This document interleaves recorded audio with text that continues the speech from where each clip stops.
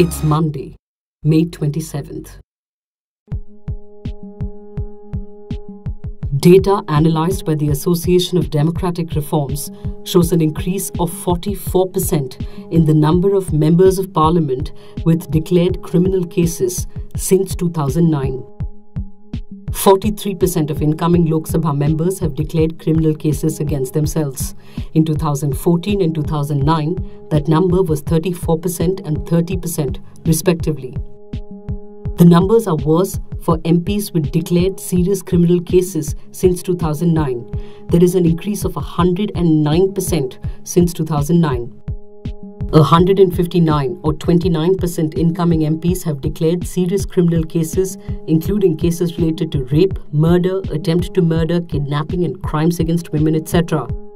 In 2014, that number was 112 or 21%. In 2009, 76 or 14% MPs had declared serious criminal cases against themselves.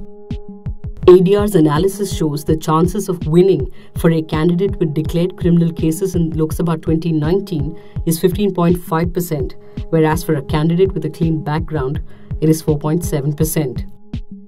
And as further proof of why money matters in elections, including personal wealth of candidates, as has been argued in the past, out of the 539 winners analysed, 475 are crorepatис. That number was 443 or 82% in 2014 and 315 or 58% in 2009.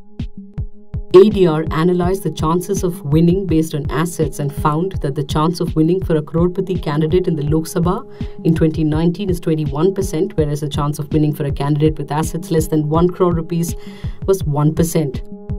A comparative analysis of the percentage growth in 5 years, that is between 2014 and 19, the average percentage growth in assets for the 225 re-elected MPs is 29%.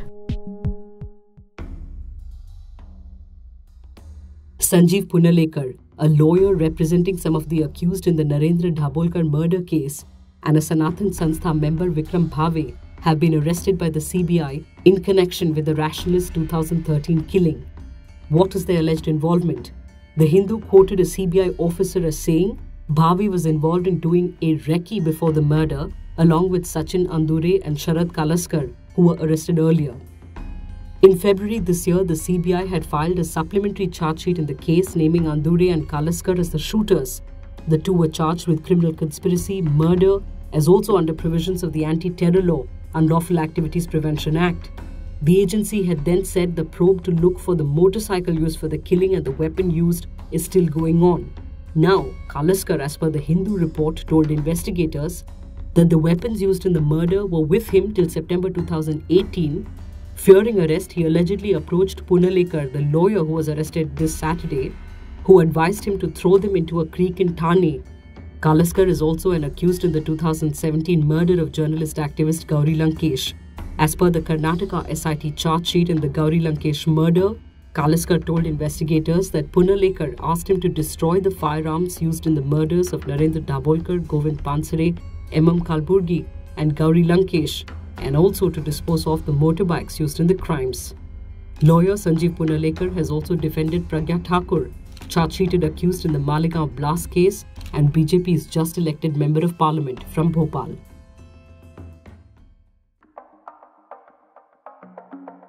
Following intelligence reports that boats carrying 15 Islamic State terrorists had set off from Sri Lanka to the Lakshadweep Islands, the Kerala coast has been put on high alert.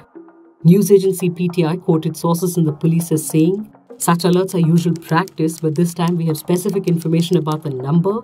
We've alerted the coastal police stations and police chiefs of coastal districts to be on alert in case of any sighting of suspicious vessels." In April, the National Investigation Agency had arrested a 29-year-old man with alleged links to the Islamic State, who the agency said was planning to carry out a suicide attack in Kerala. The suspect was arrested as part of the agency's inquiry into the disappearance of 15 people in Kasaragod in 2016.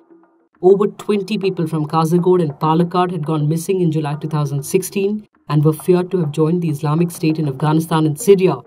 The agency said that during interrogation, the suspect Riaz had claimed that he had followed the speeches and videos of Zehran Hashim, the alleged mastermind of the Easter Sunday attacks in Sri Lanka which killed 253 people, and religious preacher Zakir Naik. Riaz also disclosed he had been in contact online with Islamic State operative Abdul Rashid Abdullah and followed his audio clips, including one that he had circulated on social media, instigating others to carry out terror attacks in India. Abdullah was the leader of the group of people from Kerala who had travelled to Afghanistan to join the Islamic State. He is also suspected to have been in contact with Hashim.